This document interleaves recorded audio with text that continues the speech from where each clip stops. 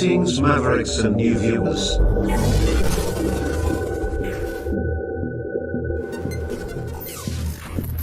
Tonight, direct and live from the Maverick News Network World Studios. This is Maverick News with Rick Walker.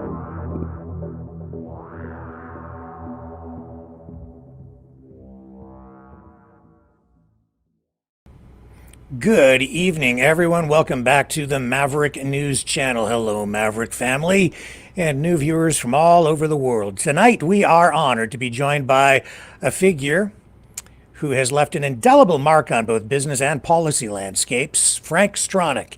Born in Austria and rising to prominence in Canada, Stronach is not just the visionary behind Magna International, one of the world's leading automotive parts manufacturers, but also a man whose influence extends into politics, horse racing, and now into the realm of economic policy with his proposed Economic Charter of Rights and Responsibilities. Frank Stronach's journey began with humble beginnings in Austria, but his entrepreneurial spirit led him across the Atlantic to Canada, where he founded Magna in 1957. His approach to business, marked by innovative worker profit-sharing schemes, has often been held up as a model of progressive corporate governance. Beyond the automotive industry, Stronach's ventures include significant stakes in horse racing, with tracks like Santa Anita Park, and he's even dipped his toes into Austrian politics with his Team Stronach, advocating for economic liberalism.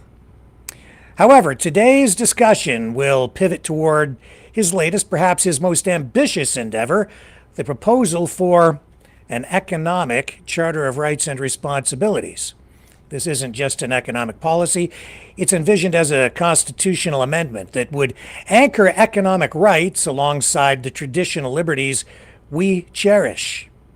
Stronach's charter aims to ensure that every Canadian has the right to participate in the economy's profits, suggesting measures like profit sharing for employees in larger corporations alongside responsibilities for government fiscal management. And this charter, if realized, could potentially reshape how we view economic participation in Canada and abroad, balancing rights with responsibilities in a way that's rarely been attempted on such a constitutional scale. So tonight, we will delve into what drives this vision, its implications for Canadian society, and how it might navigate or help us navigate through the complexities of Canadian politics and law. Stay with me. Frank Stronach is right up after this. You know, someone very profoundly once said many years ago that if fascism ever comes to America, it'll come in the name of liberalism.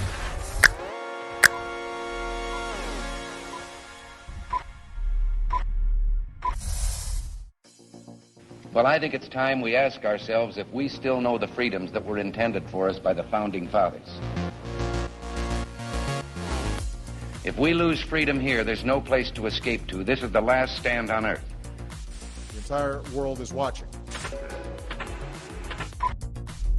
Every dictator, every crazy dictator in the world is watching.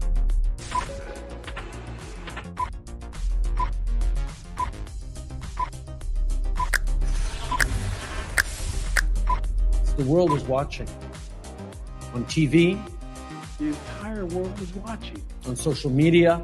But the entire world is watching, and yes, they are seeing what we have apparently bravely been willing to say that others are thinking. Stand for freedom. Literally stand for freedom. Let's get this done. The entire world is watching. We're at war with the most dangerous enemy that has ever faced mankind in his long climb from the swamp to the stars. Maverick News. Maverick News. Maverick News. Let me have more control of my own destiny. The world is watching.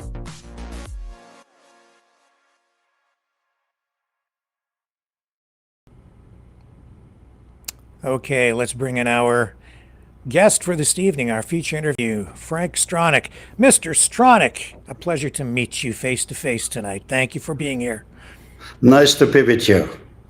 I'm very excited to speak to you about a whole range of things, but of course, the focus tonight is on your Canadian Economic Charter of Rights and Responsibilities. And I know you have been out there promoting this for some time, at least what, a year or two or longer?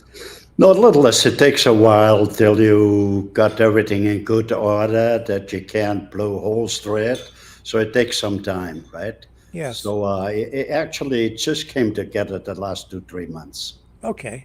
So I know that you'd done some promotion of it, even as far back as a year ago, but you're kind of, and this was really where I'm going with this, is how are you trying to promote it? Do you have an organization behind this?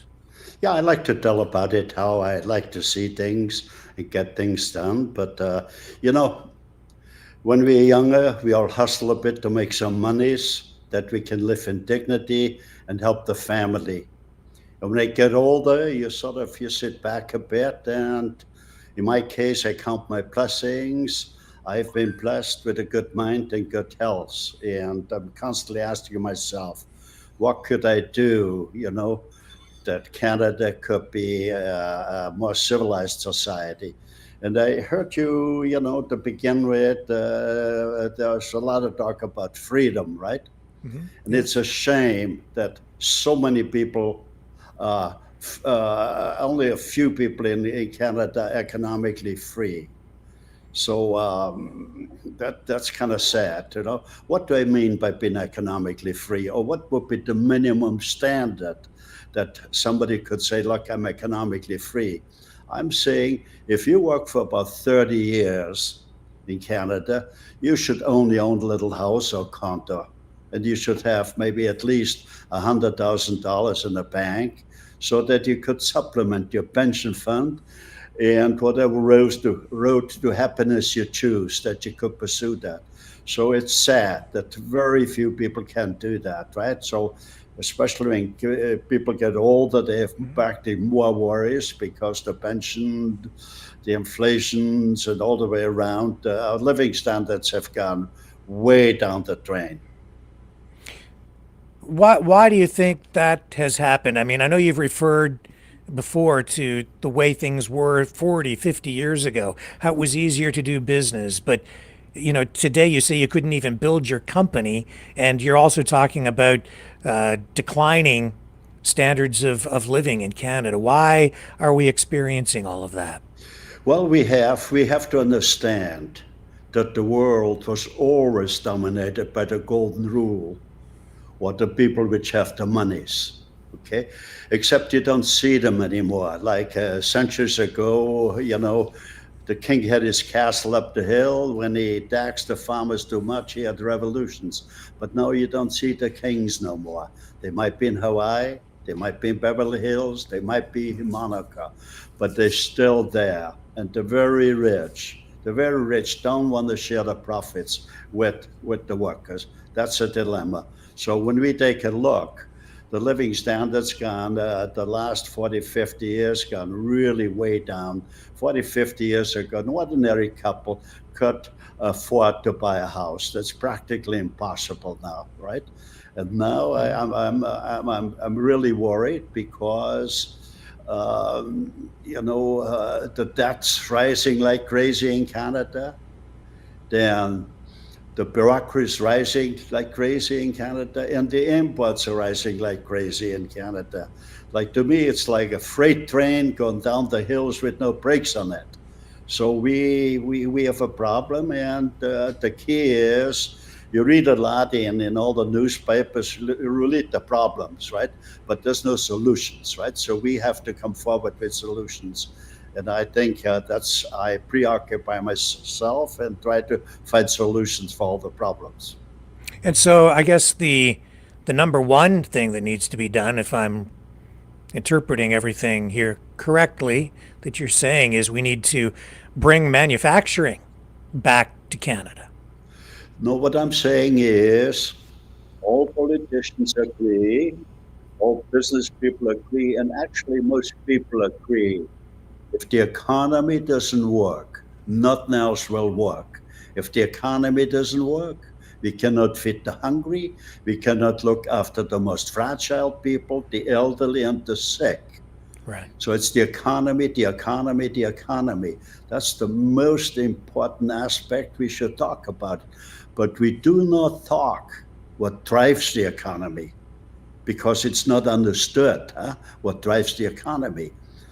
Let me explain to you what drives the economy. The Sure. economy is driven by smart managers, hardworking employees, and investors. All three have a right to the outcome, which is profits. The message, what I want to get across loud and clear, is without workers, you can't make a profit. So it's only fair that they will get a portion.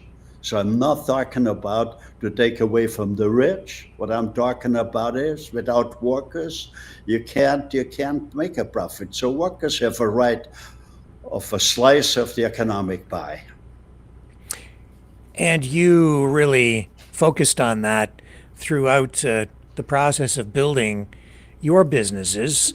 Can you talk more about that and how, in your view, it created incentives for the employees and your managers, and how that helped facilitate growth? So when you look way back, right, to the caveman, and then you had the hunter and the hunted, and then you had the kings and the servants, and now we have an environment, what we call the bosses and disgruntled employees. That's a real dilemma. The reason I've done well is I treated my workers as partners. Every day when I went to work, I assessed what do I have to do that workers respect me. And we also got to realize we have, like I started in a garage and built a company with 180,000 employees. It's difficult to understand how somebody can do that, but I think nobody has ever done that. So anyway, 1/3 of our labor force is women, right? So the only reason I could build this company is because I constantly took a measurement, are the employees happy? Okay, so without happy employees, you could never build a large company. So we had a very unique human resource structure, right? We had big billboards in the factories and said, look, that's a hotline. If you think something isn't right, you can call a hotline, but you don't have to give your name. And we had the investigators to check everything up, because again, it's the most important thing is that the employees are happy. And you incorporated profit sharing into everything you were doing from a very early point. Why did you do that? Well, why did I do that? It's basically, everything is an evolutionary process. Maybe I should start out. I arrived in Toronto in 55 with $200 in my pockets. I didn't know anybody, but I did find the job relative quick. And I'm a tool and die maker by trade. Tool and die making means nothing really is done by hand anymore. You even need a special machine. Might it be eyeglasses, might be a bump on a car, a door on a car, or a bottle or whatever. So anyway, it was a very small shop, about 10 people, 10 employees. After a few months, the owner said to me, Frank, you're doing such a great job. I want you to be a partner of mine. My chest swelled a little, but he was a nice guy. He never wrote it down. But I said to myself, there's nothing to do to run a business. I looked in the papers and I found a job where I got a lot more monies. I rented a small room with the toilets and the showers out in the hallway. So 2 years later, in 57, I had $5,000 saved up. So I rented a sort of the gatehouse of American Standard. It's maybe about 6 times the size of a garage. So basically a very large garage. And out I went and bought some used machinery. Then I went around in the factories and I said, I'm very good in solving problems. Show me a problem. I would like to solve it. And I said, if I can't solve the problem, you don't have to pay me. So after 1 month, I hired an employee. After a year, I had 10 employees. After 2 years, I had 20 employees, and the first evolution sets in. I had a German fella as a foreman. His name was Herman. And I noticed he was a little different. So, after 2 years, so I said, Herman, what's the matter with you lately? Well, he said, Frank, I'm thinking of starting my own business. I said, yeah, I can sympathize with that. I said, look, can we talk tomorrow? And maybe we have a better answer. So that evening I was talking to myself and I said, if that foreman's going to leave me, that would stifle my growth. No good for me. The next reason I liked even less. If that foreman's going to leave me, I got to do all the work. I liked it less. And the third reason was, if the foreman's going to leave me and I hire a new foreman and I don't show him how the business is run, I still got to do all the work. So anyway, the next day I said to him, look, why don't we start a new factory? On a third, on 2/3. By the end of the year, we take some profits out, we leave some profits in and let the company grow. He said, you mean it? I said, yes. We went right away to a lawyer. We wrote it down. We signed it. That was his factory. Hustled. He hustled like crazy. He treated it like his own because it was his own. It was his thing here. So what I did was I hired another foreman. So over the next few years, I had hired 6 more foremen and did the same thing. And we had just enormous cash flow and we grown like crazy. And I saw this huge multi-billion-dollar market out there, right? And I said, gee, I should be able to really grow the company big. So I converted the private company to a public company. I put in a corporate constitution. The foremost principle in our constitution was what we do with the profits. So 20% of the profits went to the shareholders in form of a dividend. 10% of the profits went to the workers over and above their wages. 6% went to management. 7% went to research and development. Research is the foundation for the future. And 2% went to charity. When I put in this profit-sharing plan, the first year our profits were up 40%, the second year 100%, the third year 200%. When you get workers involved in a tangible term that they get a portion of the profits, you release an energy of untold proportions. It's enormous because they're in the front line. They know how we could make the products better. So that's what it's all about. That's what we call profit sharing. This reminds me very much of Henry Ford and his $5 day, where he was paying above the average wage at that time in order to retain employees. I think in that regard, you're very much like Henry Ford and very much a maverick. Well, except a lot of time went down the river that as again, I just wanted to point out it's an evolutionary process, right? For one reason, the other, I was exposed to situations and I tried to find better solutions, right?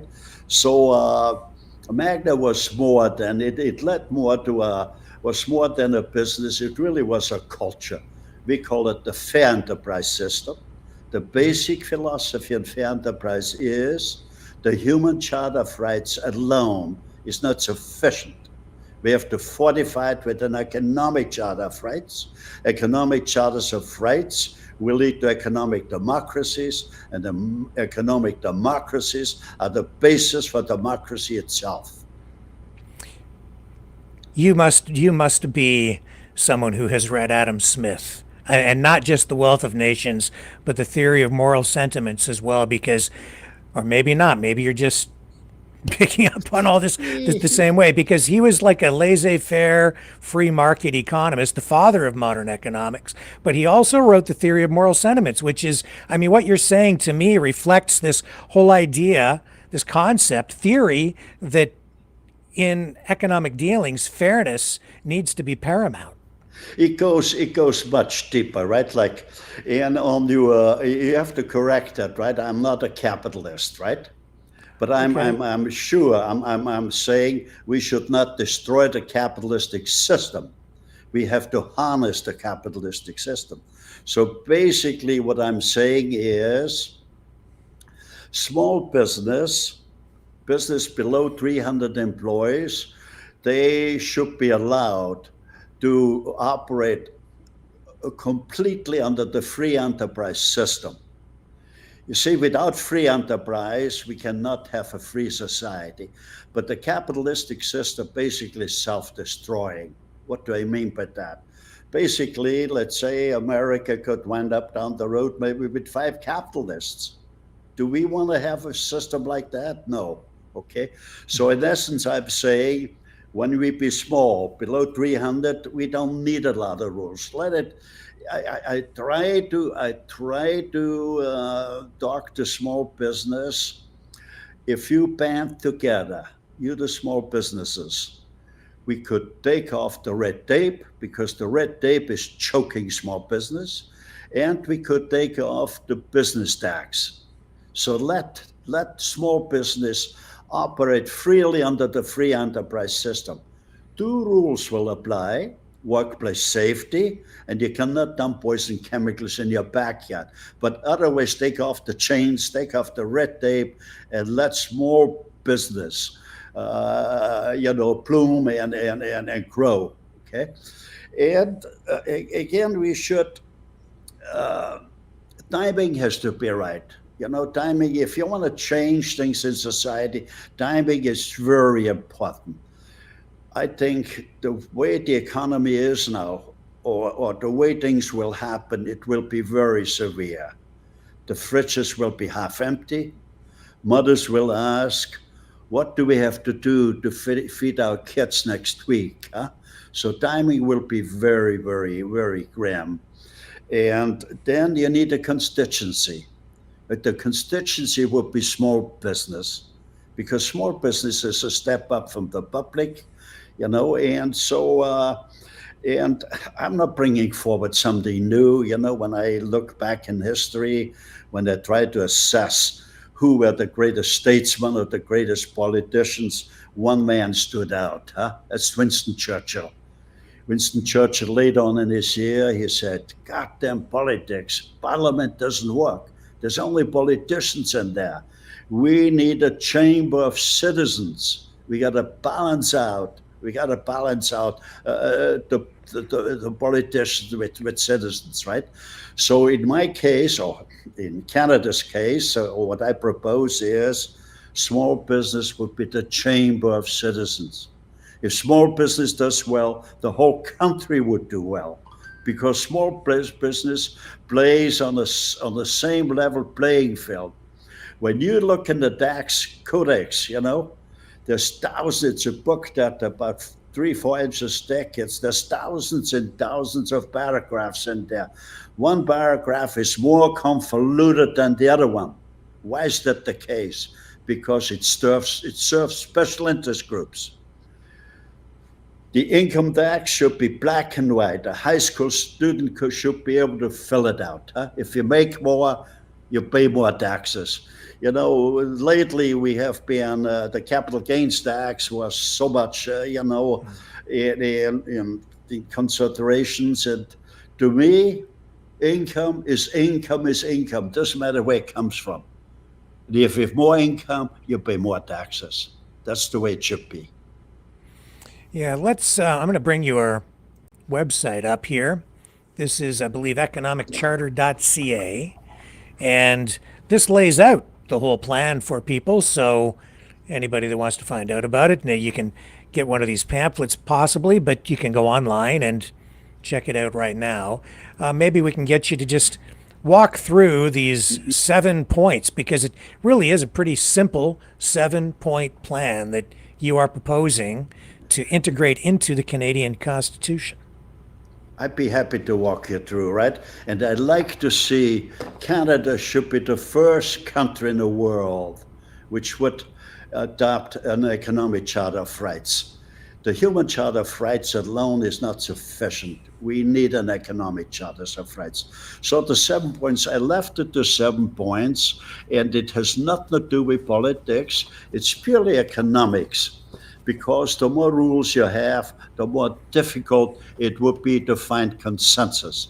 So I put in a lot of thought to find where people would understand, and that they all could rally and say, yes, we support that. That should be part of the Canadian Constitution. So principle number one would be no country should have debt. So, but I do not have a chainsaw approach. I'm saying Canada should eliminate its debt in 20 years. So that means if you eliminate 5% a year in 20 years, Canada would have no debt. We got to realize that the interest payments alone, for all the debt we have, is about 130 million now. I think we could build 2 hospitals every year, right? Okay. Yes. So it's enormous when you think. I mean, we don't talk about it. How are we going to pay it back? When kids ask Dad, Mom, how do you leave us a huge mortgage behind? Who's paying for that? Okay. So anyway, the first principle is Canada should reduce its debt. Okay. Just a quick question about that. If it's 5% per year, would that result in, say, would it be necessary to cut any social programs, or No, would you waste? I'm saying there's no chainsaw approach. Yeah. Canada, in a civilized country, every citizen got the right to find a job, whatever the openings are. Okay. But the system doesn't function. So basically, I'm saying no bureaucrat has to worry that he's be fired. We would have a hiring freeze till the bureaucracy reaches a certain relationship to the population. Let me quickly point out, there was recently just a survey done on bureaucracy, and I have 3 countries in mind. Canada had 100 bureaucrats per 1,000 people. The United States had 70 bureaucrats per 1,000 people. Japan had 40 bureaucrats per 1,000 people. I think maybe 30 or 40 bureaucrats would be plenty. Okay. So anyway, it's very civilized. No chainsaw approach. Hiring freeze. Till we come with the right ratio. Okay. The number three principle is the economy. Look, the economy, the tax system is so convoluted. It really it caters to special interest groups. Okay, so we must have a clear cut, no loopholes. Right now, there's hundreds of thousands of tax special thing here, which constantly look for loopholes where the very rich get away from paying income tax. So it's got to be a black and white system. Okay, that's number 3. Number 4, we should not destroy the capitalistic system or free enterprise. Free enterprise is the basis for a free society. Without free enterprise, there can no be free society. So I'm saying small companies below 300 employees can operate completely under the free enterprise system. Okay. And furthermore, they should not be paying a business tax. They would pay a wage tax, right? Because small business wants to grow. They rather hire an employee than pay taxes, right? And really, the government makes the most money with income tax, with employee taxes, right? So, Yes. So the tax system's got to be very simple. And I said the 4th principle is to foster small businesses below 300 employees, complete free enterprise. Okay. So that's the 4th. Number 5, when small companies grow to large companies, then the law would stipulate you got to share the profits with the workers. And the number 6 principle is high school should stop at grade 10. In grade 11 and 12, we should teach our kids, we should expose them to trades, because that would be a win for the kids as students, because it gives them extra knowledge. And if they want to go to university after grade 12, they still can do it, but it's a win for the students. It's a win for society. A win for the students, they have greater knowledge. A win for societies, there's a shortage of tradespeople who can't make things anymore. If there's a new factory going up someplace, it's a warehouse. Okay, not where we make things. And factories gonna be converted to warehouses, so we don't make things anymore. So it's absolutely crucial that we train our kids to be in the trades. And number 7, that's very dear to my heart. No Canadian kid should go to school hungry. That means breakfast got to be served. No Canadian kid should leave the school hungry. That means lunch has got to be served. And by law, the food would have to be organic. If a politician or somebody say we cannot afford that, that'd be a very poor statement, because our medical costs are into the billions. Okay, but that brings up another problem. A country which could family farms were the backbone of Canada, right? And if a country could feed itself, never had a problems. But family farms are now practically on the welfare. Kids of family farmers say, "Mom, Dad, I don't want to be in the farming. I don't want to be in welfare." That means we need a family fund where I think where if family farms grow organic food, they should get a subsidy, right? Because it'd be the most noble thing to grow foods. We gotta get kids back on the farm and farm and produce foods. So those are the 7 principles. They're purely economics. So again, going back to what we were talking about at the beginning, these are the 7 points of the plan. Tell me about the organization that you've put together to try to promote this now. Yes, I see, as I said, small business would play a major role. And so I'm really encouraging small business band together. What I like to see is there's 343 political writings for the federal parliament. Okay, so I would like to see a chapter, a small business chapter in every writing with a small board, and the board would have the thing to educate the people that how important the economic charter would be, right? It'd be a big win for the working class, for family farms and small businesses. It'd be, and most of all, if we would create a chapter, an economic charter of rights, we could eliminate poverty. Okay, the divide between the very rich and the working class, the divide we could keep smaller, huh? Right. So you say you want to integrate this into the Constitution. Yes. What would it take to make that happen? We would need to explore the formula for amending the Constitution, and then get some sort of campaign going, right? Yes, the way I see it is, so in every writing there is a small business board, right? A chapter with members, and the members educated. It would be expected if you run for parliament, if you want to be a politician, you would have to sign a pledge that when you get elected, you would vote that the economic charter of rights would be part of the Constitution. Okay, that's the way I would see it, right? And if a politician doesn't sign that, he shouldn't be elected.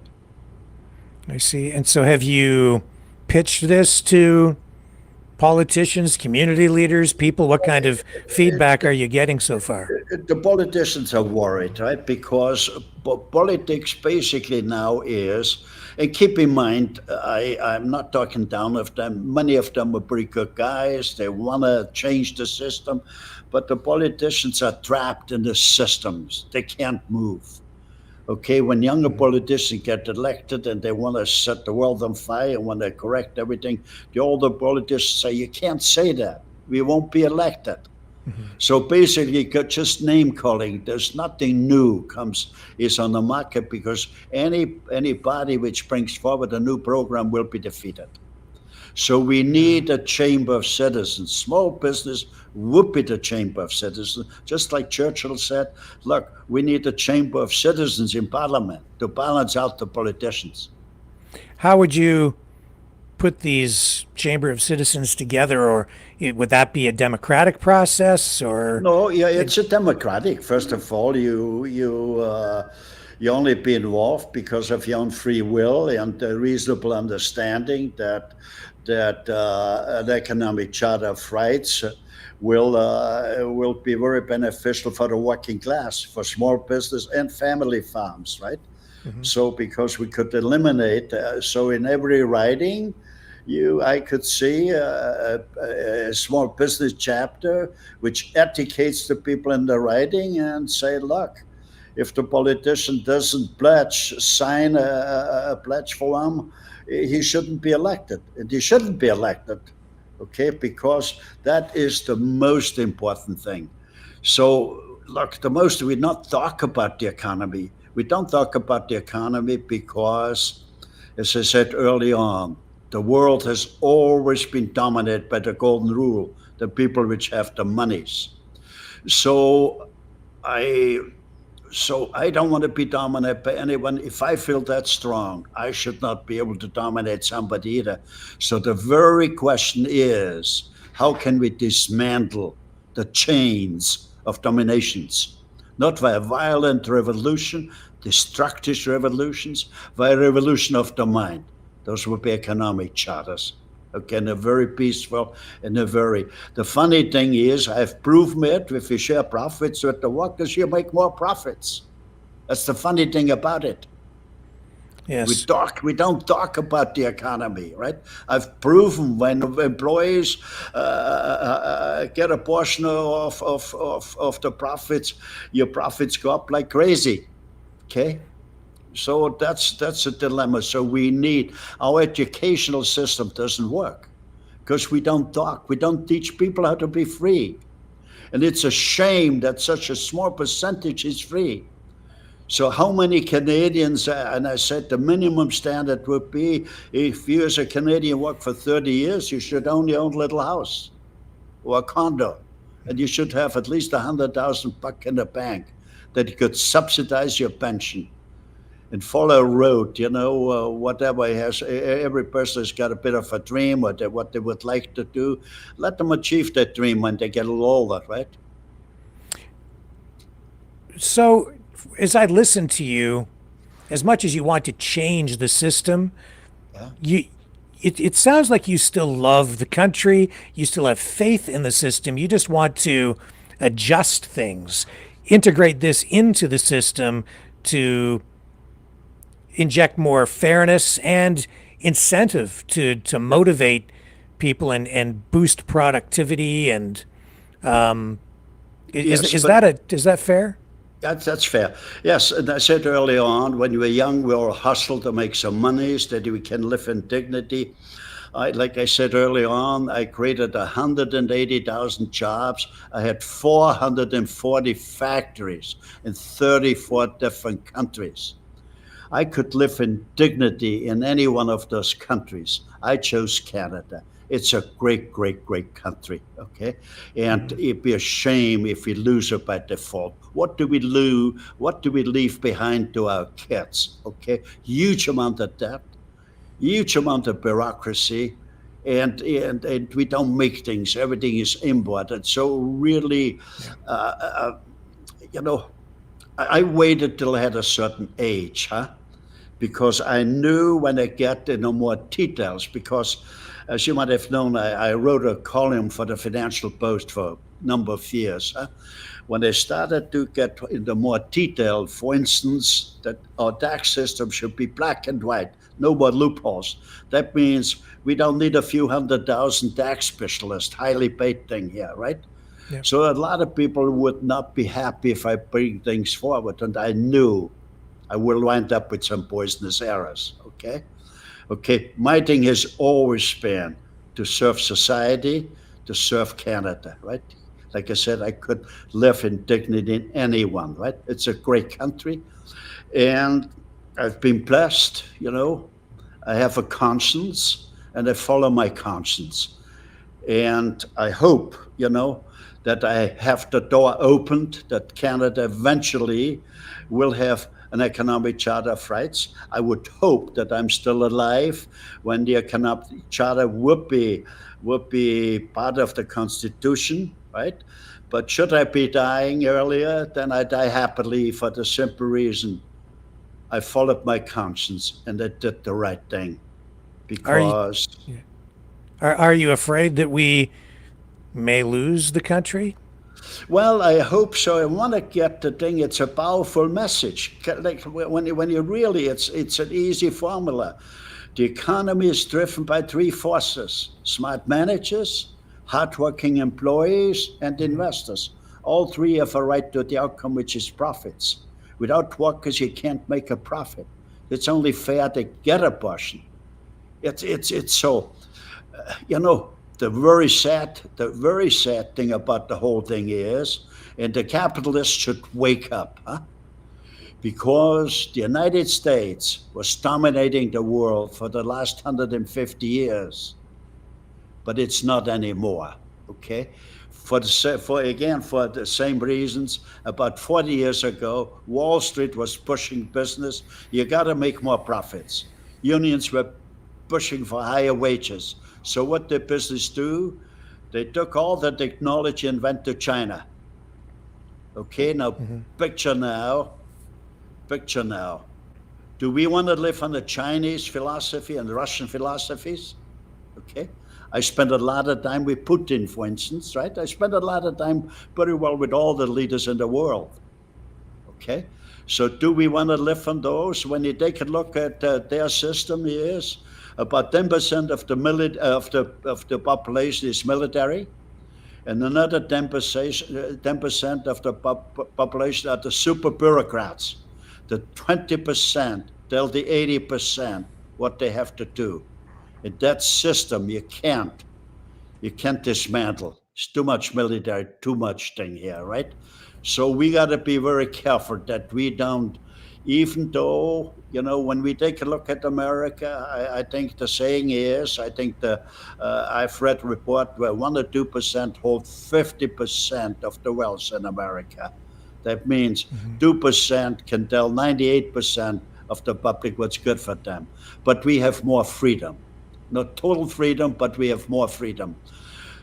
If we ever get sucked into the socialistic, communistic, they're noble in their basic ideas, but they're based on wealth distribution. First, you got to create the wealth. Otherwise, there's nothing to distribute. Right. Okay? And when I look back in history, my father was a communist. It's in the archives, right? Okay, so as a kid, I was exposed to a number of systems. I was exposed to the Nazi system. I was old enough in hindsight to say, how can a system like that get going, right? And then we occupied the Russians. I was exposed to the communistic regime for a few years. How would, it doesn't, okay? So I've been exposed to it in a short period of time to a wide variety of systems. And so I consider myself blessed that I should roll off the experience I accumulated to the Canadian people, right? And say, look, follow those principles, and Canada could be the first country, which would adopt an economic charter of rights and eliminate poverty. Poverty it's the source for criminal activities, racial activities. It boils down to that, huh? And it's, I don't want to be rich and the bodyguards and say, no, but we gotta see to have a balanced society. I should also point out that, again, as we go through life, we see life a little different, right? In the last few years, I was very critical about myself. When I looked in the mirror, I said, Frank, you're a pretty smart guy. But I looked in the mirror a few years ago, I said, Frank, you've been missing a lot. What did I miss? I was on the boards on quite a number of universities. Okay, I gave lectures from Harvard right across the States, right across Canada, right across Europe. And I was on the board of, I think, about 8 universities. And that my usual, as what directors would do. It didn't occur to me, you know, that what is the mandate of a university? The mandate of a university is to teach young people how can we have a more civilized society. Or to be more specific, universities would be the ideal institutions where we would develop structures which would lead to an ideal society. We got absolutely no blueprint. You're not going to build a house without a blueprint. No blueprint. Universities have great faculties in regards to medicine, technology, arts, but very few on humanity. Okay, the most important thing, the economy and the humanity, right? Okay, so we gotta have structures which will lead to economic democracies and to a civilized society. And you feel Canada is the country to sort of lead this movement? Yes, I think, because I think Europe's gone socialistic. I think it's tough to say, right? And the United States has a major problem. The inner cities, there's so much poverty. I'm worried you could have violent revolutions, right? I know a lot of black leaders that say, don't ever get suckered in a violent revolution, right? We got to avoid that. So that's why I'm saying we have a revolution of the mind, a civilized, and especially the capitalists should be aware of that. They would lose everything, right? If China and Russia's taken over the world, right?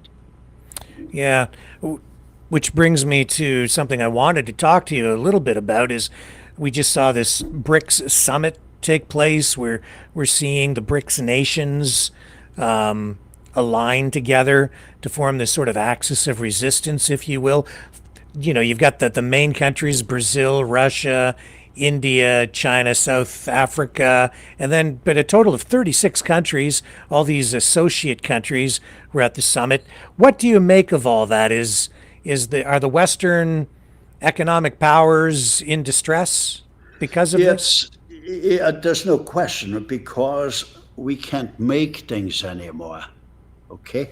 You take the glasses, right? You need that sophisticated machinery to make those glasses or anything. Yeah. So well, you know, when I run Magna, I had the largest skilled labor pool in the world. I had more than 6,000 tool and die makers. Okay. We could deliver a door to Ford right within a month. Now it would take maybe 2 years. Okay, so we gotta get back on the trades. We gotta, you know, the craftsmen are dying out. Okay, so it's so important that there's still craftsmen around, that we teach our young people trades. And when you look at Magna, you know, the tradespeople make the most monies, you know. For instance, sometimes, you know, I had a manager sometimes ask me, look, I want to make higher wages. You know, the managers do get a cut of the profits. So I said, look, I have no problem. I'd like to pay you more monies, but you got to prove that you're smart. Well, the manager would say, well, I've proven to be smart. I make a profit, don't I? Well, that's fine, but you could make more profits. So the manager say, how? Well, because I just told you if you be smarter.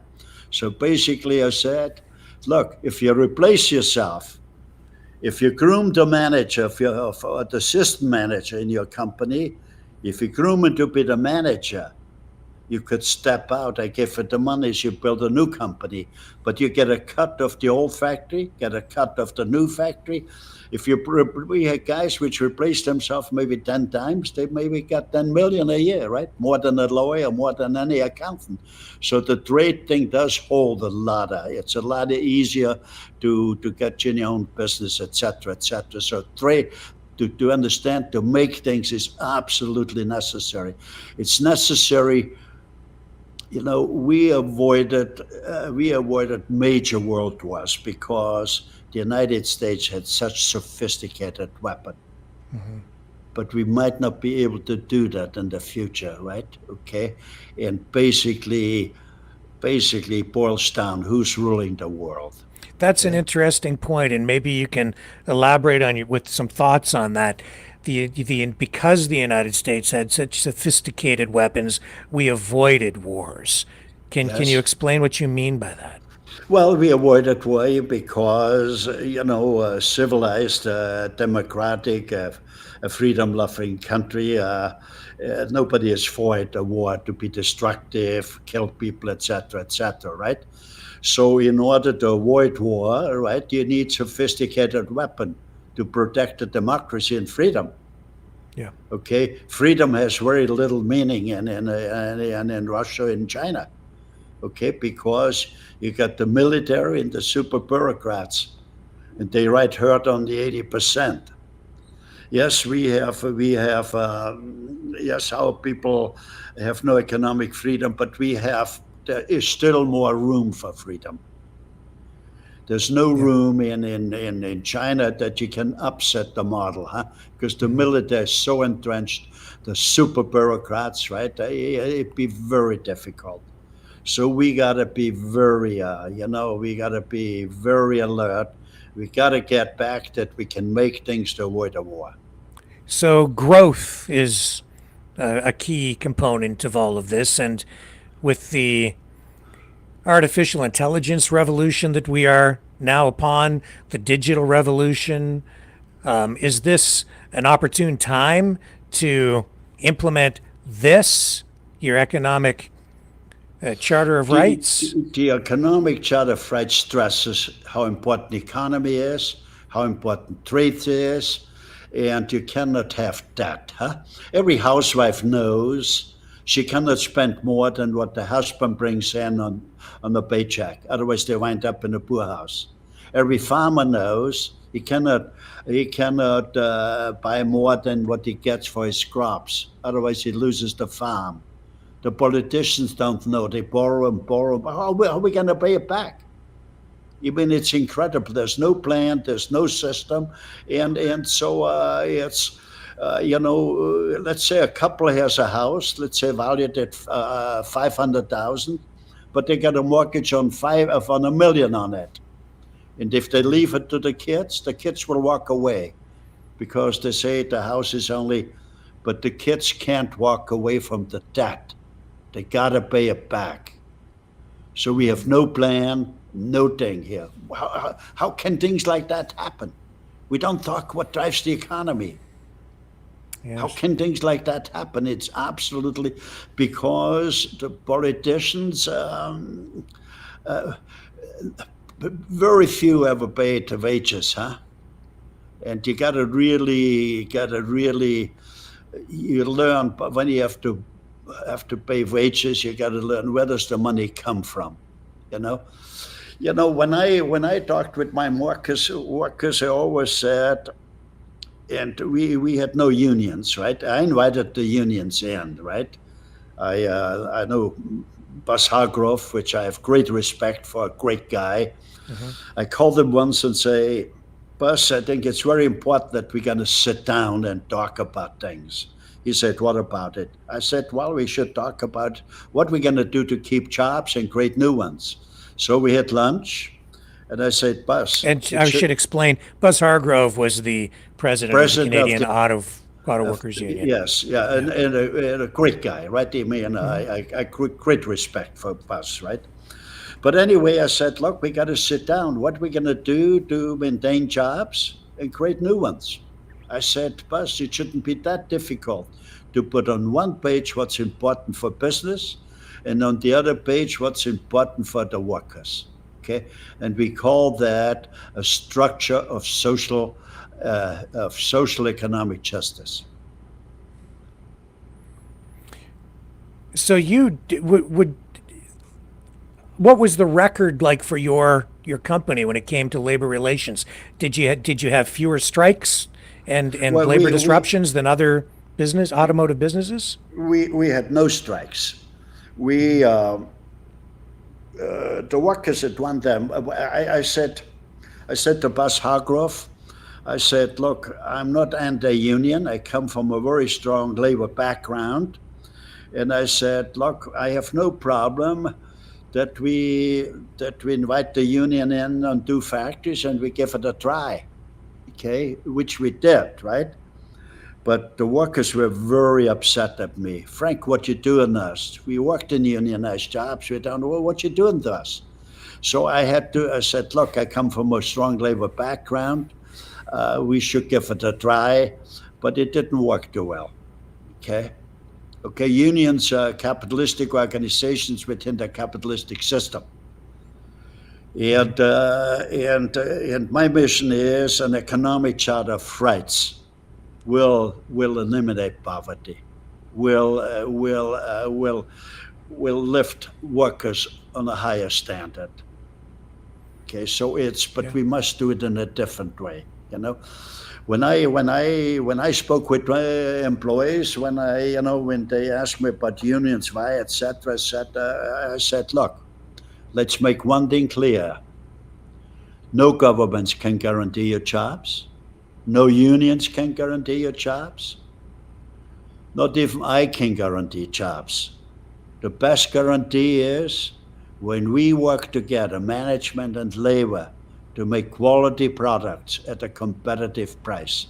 That's the best security for jobs. Okay, and that was the Magna principle. Work together, right? Because it's difficult under the best of circumstances to make a profit. If you fight, if you hate each other, how can you make a profit? The workers are disgruntled. Okay. And again, the reason why we done so well, I treated every worker as a partner. What would you say your biggest challenge was running Magna? The biggest challenge, well, it wasn't a challenge, because when we had our annual meetings, we always had it at the O'Keefe Center, right, or the Roy Thompson Hall, or whatever it's called now. You know, we usually shareholders ask questions, you know, when they ask, well, how come we give 10% of the profits away to the workers? Well, I said, look, because I think that's good business, okay? And I could say, look, if you don't like the way I run Magna, well, sell your shares. But then on the other hand, they bought more shares. What would you say your biggest setback was throughout your business career? And I mean, really, you're still active with your business career. You still have a lot of different things going on. You know, if somebody asked me, where do you live? I said, in a plane. Because my schedule was, I was 1 month in Europe, 1 month in Canada, and 1 month in the States. And I did that for 40 years. I think in hindsight, I maybe neglected my family a bit. My kids, I got 2 kids. They basically do, but you know, it was a little hiccup, right? And maybe, but I was on a mission. I can create a role model the way the economy should be run, huh? Okay. And and I'm still on a mission. My mission is, I like to see Canada the first country in the world with an economic charter of rights. Okay. So how can people get involved with this to help? We have a website. They could go on the website, and basically we're looking for that people can get chapters in the small business chapters in all the political writings, and get members and educated in how important the economic charter is. It's absolutely important for small business, for the working class, for family farms. This is sort of a sidebar, but I don't want to let you go yet because I would really like to get your thoughts on the electrification of the auto industry and the government's approach to doing this, not just in Canada and the US, but all Western countries, maybe even around the world. It seems very much like it's government driven, not so much market driven. What are your views on the way this is happening? Well, basically it is market driven, right? Because the gasoline prices climb and climb and climb, right? And the fact is, the reason why the gasoline price is relatively low, right, is the United States is utilizing 120 million tons of grain to make ethanol, to keep the gasoline price low. The next wave we will see, maybe starting early next year, food shortages because of the Ukraine war, but mainly because of the population growth. The more highways, more subdivisions, more parking, etc., etc., and the soil gets more and more diluted. It cannot produce anymore. So that'd be a major, major problem, right? And I think the premier called me, about 3 years ago, thereabouts, and he said, Frank, he says, I'd like to have some input from you because I was inducted in the American Automotive Hall of Fame in 2018. So he said, look, give me a thing what we should do, right? So I had to go downtown a few times. What used to take me a half an hour, maybe 10 years ago from the outer ring, the 401 to Bay Street. Now, if everything runs smooth, it could take an hour, but it could take 2 hours. So I was stuck a few times. I had to go downtown, and I said, this doesn't make sense. So when I looked around, I could see, 95% of the cars were big cars, right? One passenger, the driver. I said, what a waste of human energies, non-renewable energies. I came back and said, look, the only way we get things done would be small electric cars. And we call them micromobilities. Basically, micromobility means that you can park 4 small cars in a regular car spot. Okay, and because they're light, they're small, they don't need a lot of energy, a lot of power. So you can plug that in any socket, right? And in a few hours, the car's loaded up, and you can go 100 kilometers for less than $1. It will come. The reason why electric cars have a bit of a problem now is because all the big car company went into the big electric cars. The grid system isn't there. It would take many, many years. Okay, it's just totally wrong planning. Totally, Okay, but it is what it is. So, but it's unavoidable. When I look down about 8 years down the road, gasoline will be rationed. Will only be available for essential purposes. In the next 2-3 years, gasoline will triple in price. Okay, so it's unavoidable. Within next 2 to 3 years, you predict yes, that? Wow. Yes, because look. When you think there's about 2 billion cars on the road, if those cars just take 1 gallon a day, it's like the St. Lawrence River flowing down. You don't have to be a great scientist to know that we're going to be out sooner than later. Wow. I mean, I hear Donald Trump saying that he's going to cut the cost of energy in half. But look, he could cut it in half because, you couldn't, because they think they can make a lot of oil or gasoline from drill, drill, he says, from the stone, right? What's the stone called? Which holds a lot of oil, right? Shale? Okay. Shale, yeah. Yeah. Shale is the right. So you're an expert, right, on shale. So yeah, Layman. so yeah. No, sometimes like somebody, a few weeks ago, I was 92 years young. Okay, so my mind, physically, my mind functions good, but I forget sometimes the at what, right?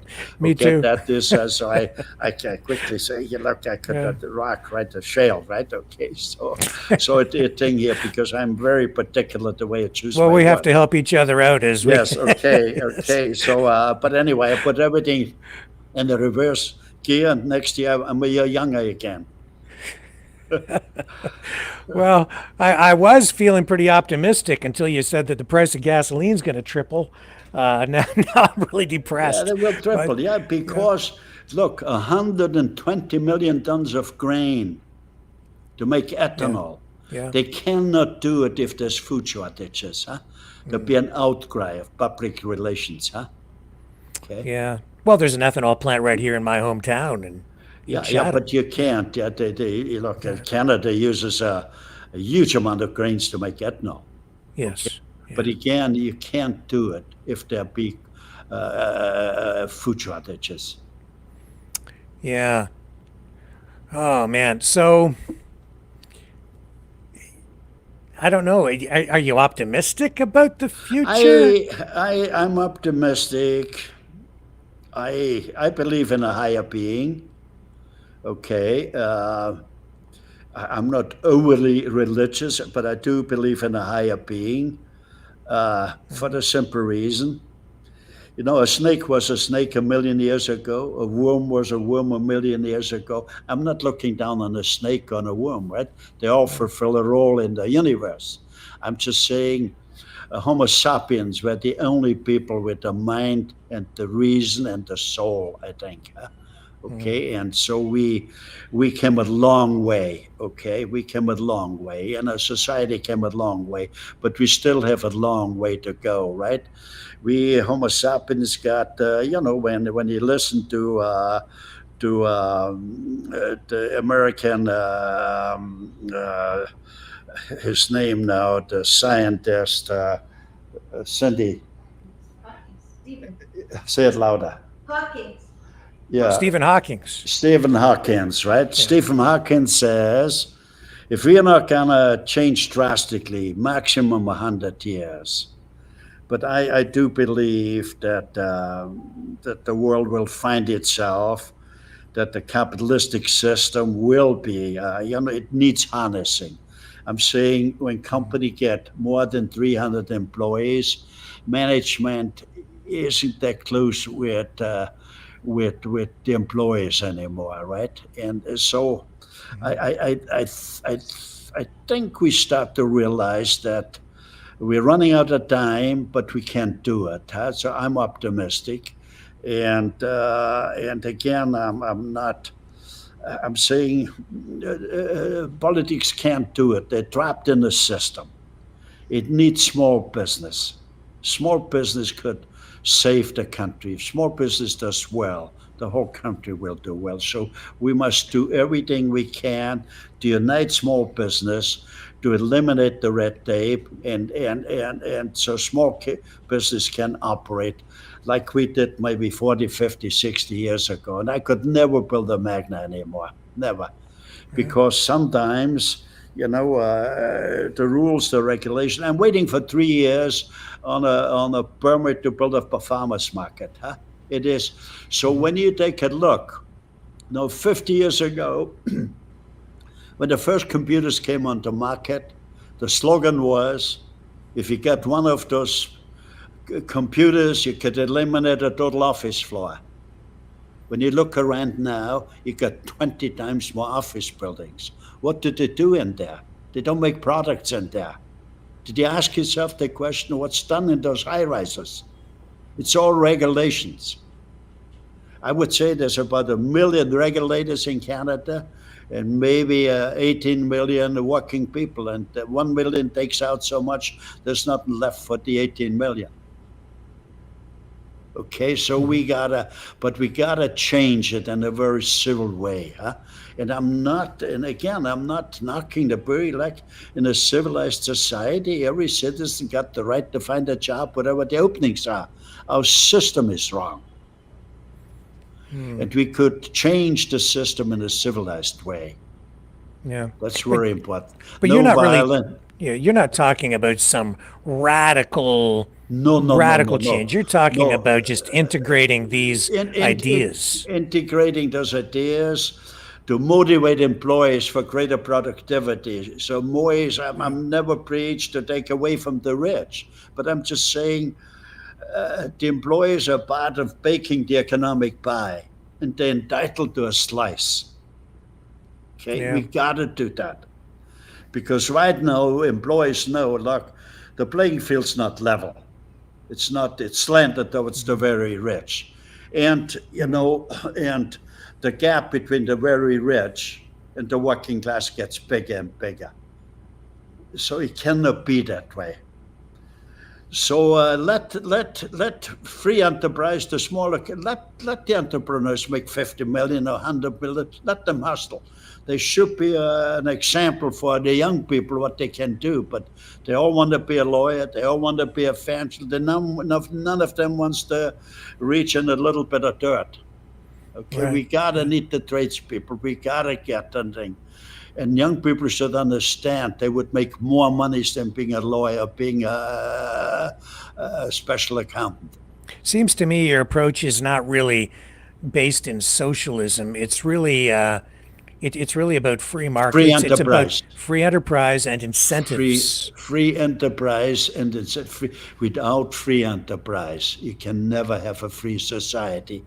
But when the companies grow larger, then the capitalistic system needs to be harnessed because greed sets in. So picture the capitalistic system, if it goes on and on, eventually wind up with five capitalists. Do we want to live on a system like that? No. Yeah. Well, even so we even gotta- yeah.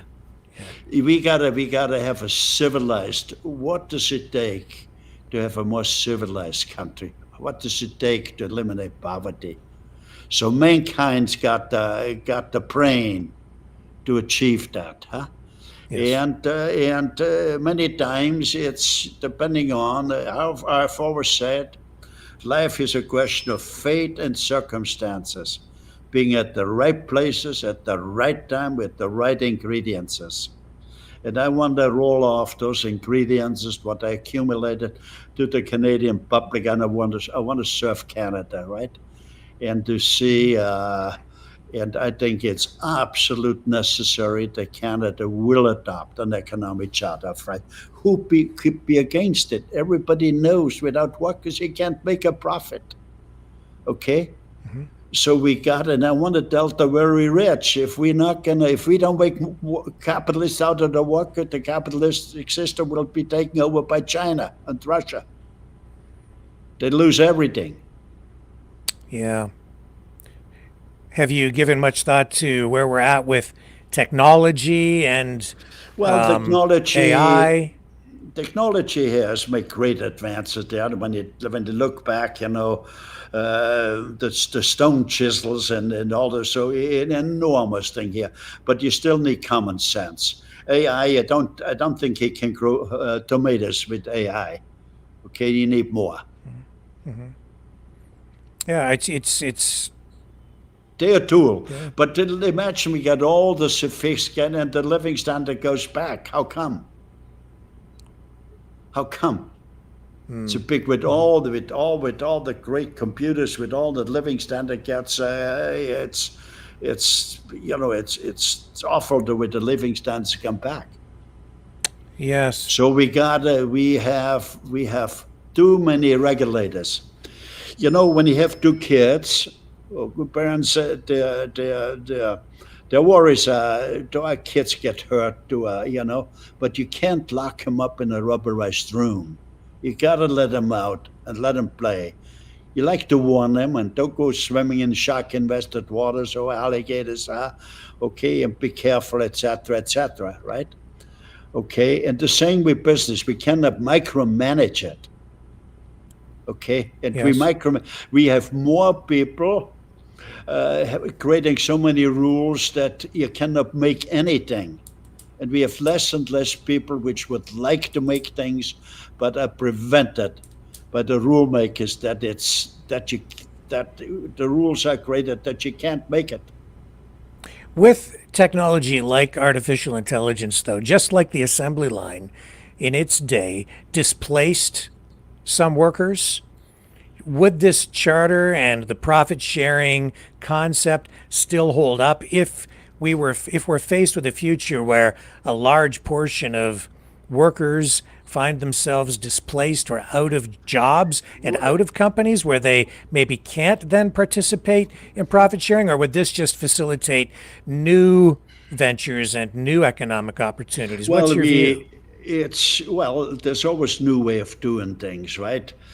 The very key is people got to eat. Okay, without a country which could feed its people never had a problem.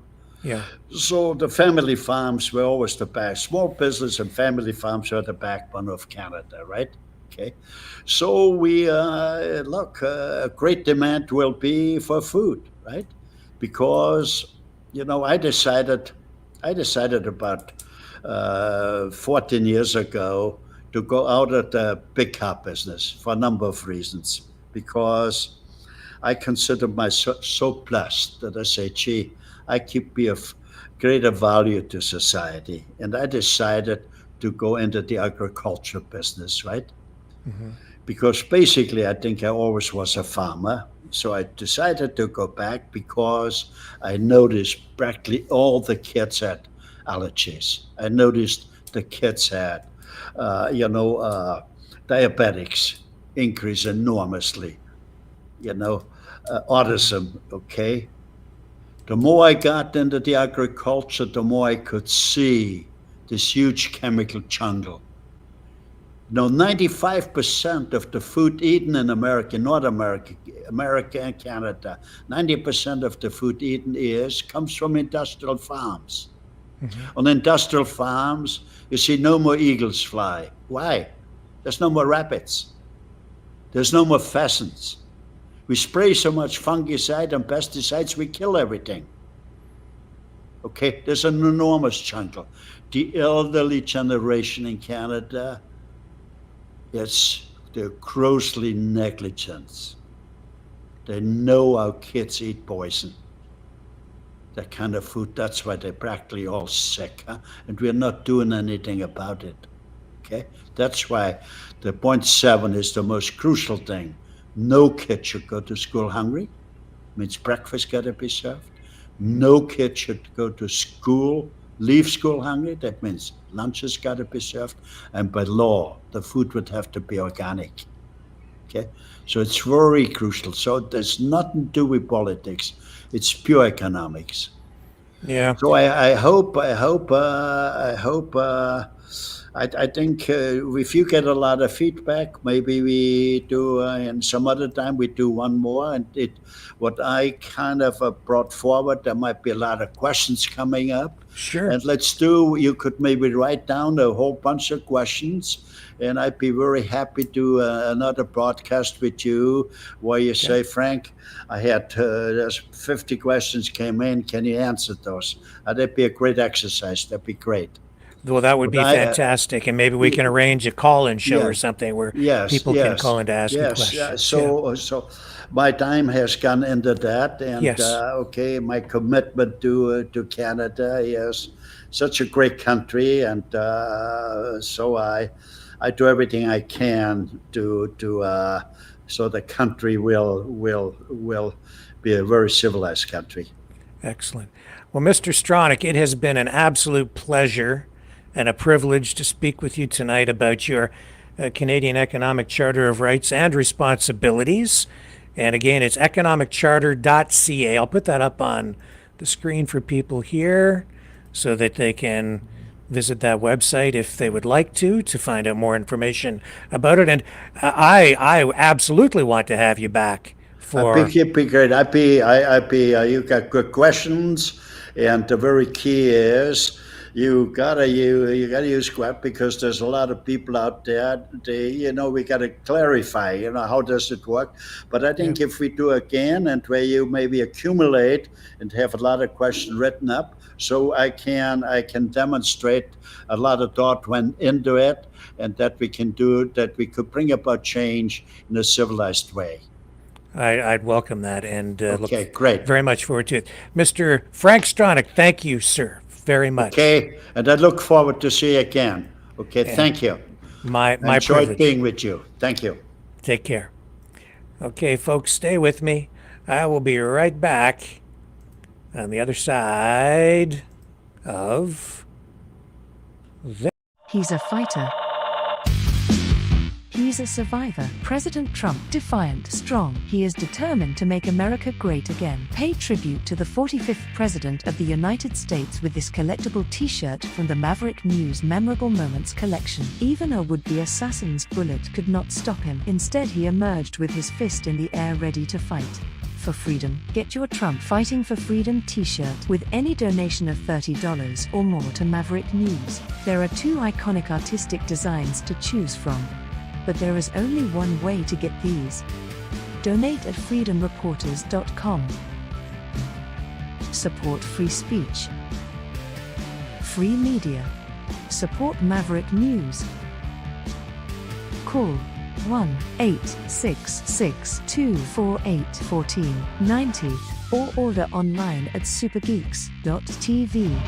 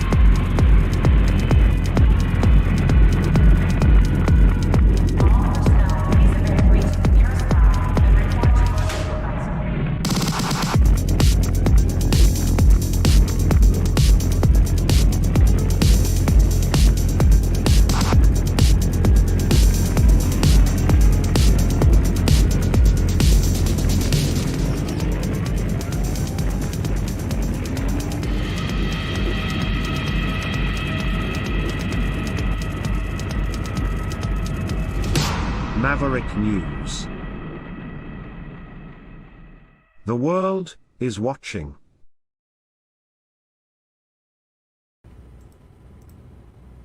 Okay, so that was a great interview with Frank Stronach. Very appreciative for his time, and we will have him back for an encore performance, and you guys get to participate with questions when we do that. So keep that in mind, and we'll get that set up, and we'll get your input as we progress toward that. Tonight, of course, we also have our Maverick Midnight Matinee feature movie. It's Friday, so we'll be doing that at 10 p.m. Eastern. And I am going to give you guys an opportunity here to guess what tonight's movie might end up being. I know what it is. We haven't posted it yet because it's the day after Halloween and it's Halloween week, even though we did Night of the Living Dead last week. We're going to do another scary movie tonight, and I'll tell you that this movie is from the 1950s. So there's your first clue. A scary movie from the 50s fitting in with the Halloween theme, and it is a classic. A classic. So there's clue number 1. What's going on in the world of news tonight? Well, we have, of course, a lot of activity on the election front. And we are seeing Trump talking about RFK Jr., saying that, the mainstream media, I'll show you actually what they're doing with this. Here's the NBC website. They're focusing on vaccine skepticism. Now, I think the mainstream media and the Democrats are thinking that by focusing on this, it will cost Trump votes because of where they think public opinion is on this overall. It says here, Trump team fully embraces RFK Jr.'s vaccine skepticism. This is a very dicey issue in my view. I don't know where this will end up taking these campaigns or how much impact this is going to have in the closing days of this 2024 campaign as voters get ready to go to the polls next Tuesday. A lot of people voting early. I'm not, if I were Trump, I don't know if I would be focusing on that issue very much, because in many respects, I think it is his Achilles heel. Because as much as he has RFK Jr. in his camp with all the vaccine skepticism, especially, the you-know-what vaccine, which I don't want to talk about too much here, because we're on YouTube. You have to remember, too, that it was Trump who gave America Operation Warp Speed, which a lot of people have been very critical of. He's the father of the vaccine in America in many respects. He's the guy who gave us the vaccine in record time without the level of testing that other vaccines received. So I don't know where that leaves public opinion on it. It seems like the MAGA base, the MAGA supporters overall give Trump a pass on it. But as for the population in general, voters in general, I don't know where people are with their thoughts on this at this stage in the game. Sort of after all of the after the roller coaster ride we went on during the I hate to even use these words when we're on YouTube, but you know what I'm talking about. So I don't know which side is this a winning issue for? I don't know. But there it is. They're not pulling any punches at this point, are they? So there's all that. What else is going on? We have Iran saying it can make nuclear weapons and is rattling that nuclear saber tonight. We're still hearing talk about all these North Korean troops in Russia, the United States, military officials saying that North Korea is poised and Russia's ready to have these troops actually go into Ukraine. This represents a very destabilizing moment in the conflict. Absolutely takes it to a whole new level because it does spread the war out on a more international scale, because now you're introducing troops from another country. And it was just about 3 days ago or 4 days ago, the U.S. envoy to the United Nations, I believe Mr. Wood, indicated that, and it was very strong language, said that if those North Korean troops go into Ukraine, they will most surely go home in body bags. An estimated 10,000 North Korean troops. Analysts that I've been listening to suggesting that these North Korean troops are not really properly trained, do not have combat experience, that there is a language barrier there between the North Korean troops and their Russian counterparts, which could be a major stumbling block for them if they enter the theater of war inside Ukraine, which might make them even more susceptible or vulnerable to attacks from Ukrainian forces. And we've also heard that those are exactly the kinds of challenges that Ukrainian forces have had when utilizing the support of foreign legions mercenaries coming in from other countries, language barriers. So that was something that they've had to cope with and learn to overcome as well. I don't know. At the same time, when I listen to that kind of talk, I have to wonder how much of that in itself is propaganda, or at least slanted toward propaganda. When I hear talk about, oh, those troops won't make a difference, they're just cannon fodder. Maybe so, maybe not. It's very hard to assess. Very troubling times, though. All right, let me just look in the chat. Anybody guessing what that movie is going to be?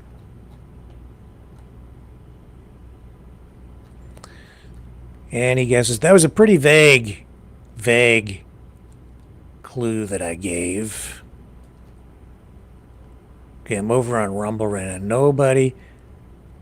Not Rising Dragon. Dragon, you say 9 planet? You mean Plan 9 from outer space? No, no, that's an Ed Wood film. No, that's not the movie tonight. The Devil Hand? Nope. Killer Tomatoes? Nope. No, this is a scary movie. Okay, 1959. That should help you a little bit more. Narrow it down a little bit more. Invasion of the Body Snatchers or The Bad Seed? Nope. No, Sharon, nope. That's not it. War of the Worlds? Nope. Good guesses, but nope. 1959. Classic horror film. The Werewolf, says Robert Matt. Nope. Bond says, I don't watch horror movies. There's enough horror in the... Yeah, especially these days. Bond says he hates war. Yeah. Yeah, me too. We're all praying for peace.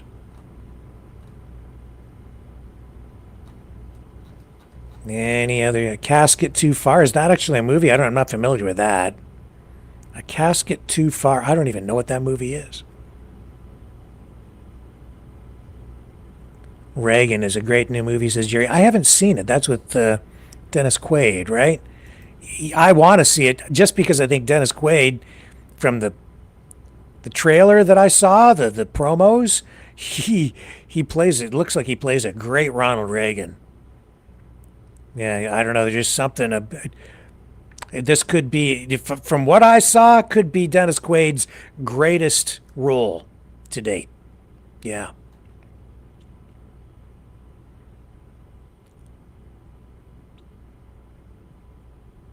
The Mummy movie, says Robert Matt. Nope.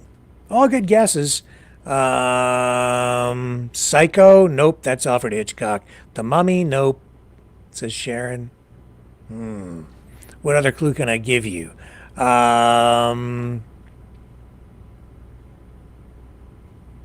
has people trapped in a house.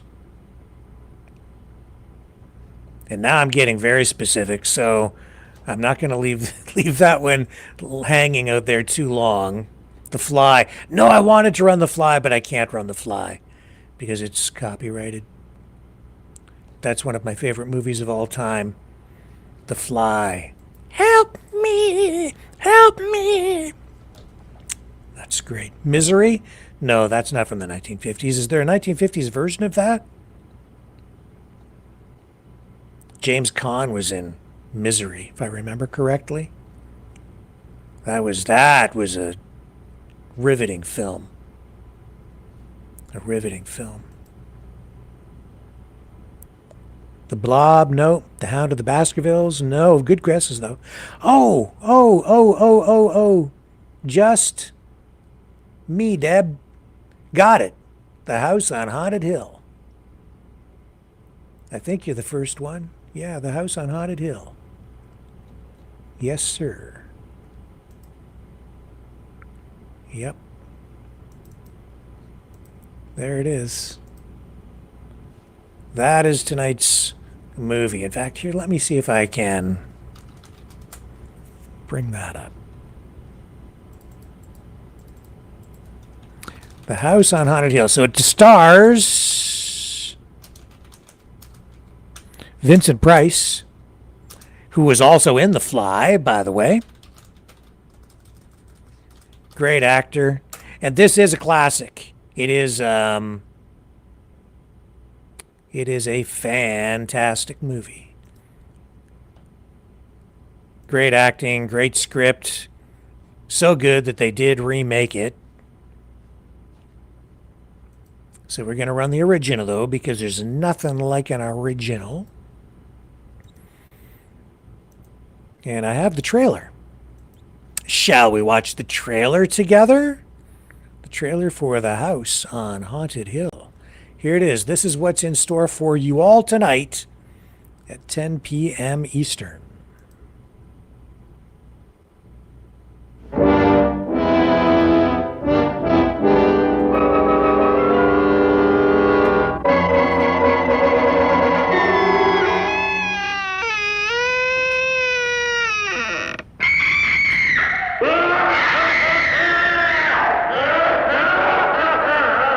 I'm Vincent Price, and you're invited to my party in the house on Haunted Hill, where so far the ghosts have murdered only 7 people. So won't you come and make it 8? You'll see human heads without bodies. Mysterious pools of blood dripping from the ceiling. The walls move slowly in against you. Don't try to escape, you can't.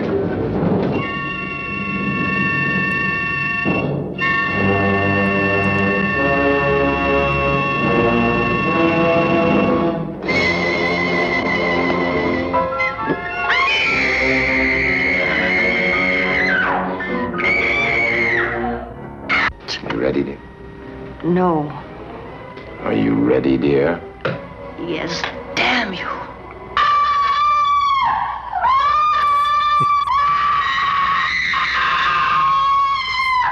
The ghosts are waiting, so won't you join me in the house on Haunted Hill? Hurry, or you'll be late for your own funeral.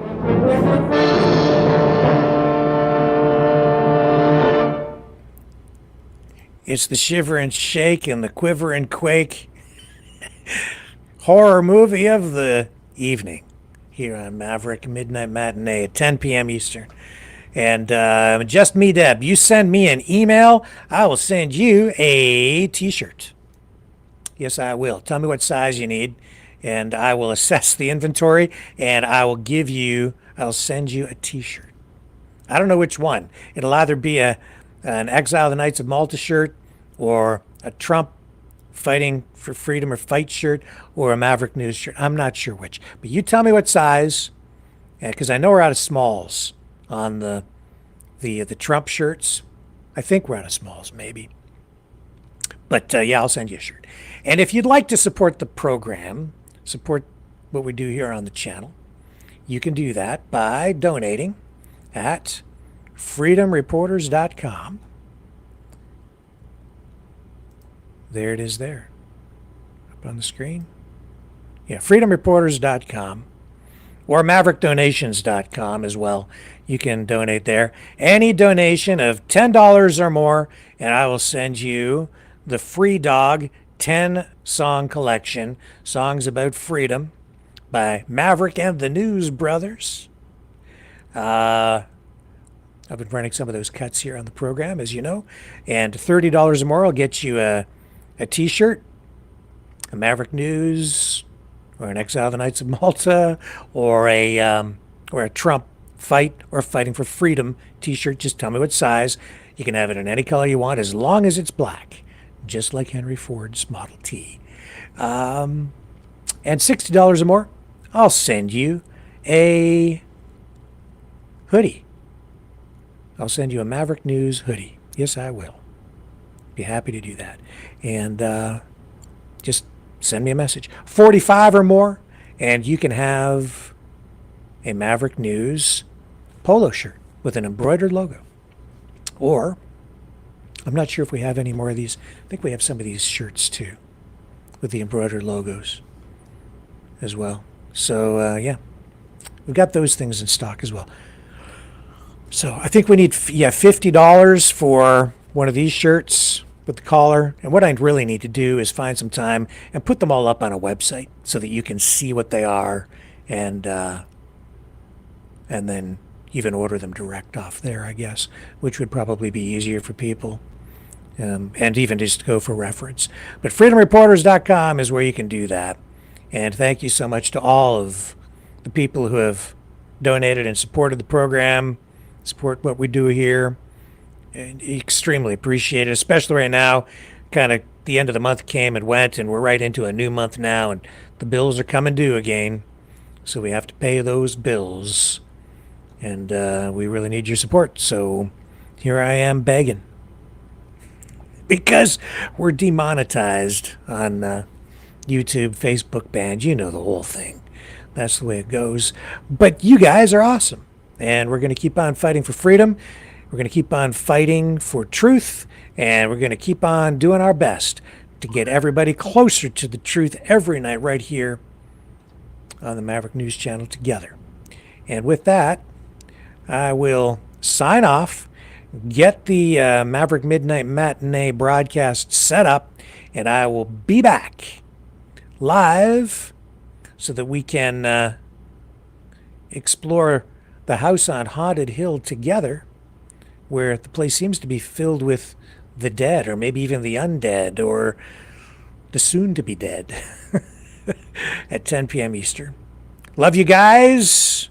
Thanks for joining me, and a big thank you again to Frank Stronach for joining us here on the program tonight for that feature interview, showcasing and explaining his Canadian Economic Charter of Rights and Responsibilities. See you at 10 on the flip side.